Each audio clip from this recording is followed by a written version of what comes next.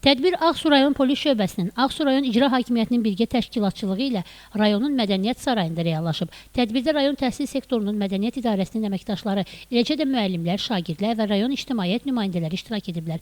Tədbirdə Ağsu rayon polis şöbəsinin rəisi, polis polkovniki Oruc Əmraslanov çıxış edərək gənclərin və yeniyetmələrin narkomaniyanın törədə biləcəyi vərdişlərdən danışdı və şagirdləri bu işin qarşısını almaq üçün nə etmək lazım olduğunu diqqətə çatdıraraq şagirdlərlə maarifləndirici söhbətlər apardı. Bundan başqa digər çıxış edənlər narkomaniyanın və erkən nigahın sağlamlıq üçün yaratdığı fəsadları və digər fəsadları dilə gətirərək şagirdləri bu vərdişlərdən çəkindirməyə çalışdılar. Qeyd edək ki, Azərbaycan Respublikası Daxili İşlər Nazirliyinin göstərişinə əsasən uşaq hüquq və azadlıqlarının təmini üzrə görülən işlərin artırılması, gücləndirilməsi, yetkinlik yaşına çatmayanların ətrafında aparılan profilaktik tədbirlərin gücləndirilməsi məqsədi ilə Ağsu rayon polis şöbəsinin narkotiklərlə mübarizə qrupu cari ildə rayon ümumi təhsil orta məktəblərində narkomaniyaya yox deyək, eləcə də erkən nigahın fəsadları mövzusunda bir sıra tədbirlər həyata keçirib. Qeyd edək ki, bu kimi tədbirlərin bundan sonra da rayon ərazisində mütəmadi olaraq keçirilməsi nəzərdə tutulub. Cəmilə Nəsir qızı Aqil Əsədov, Musa Qəmbərov, Əcər Əsənova bugün informasiya proqramı üçün.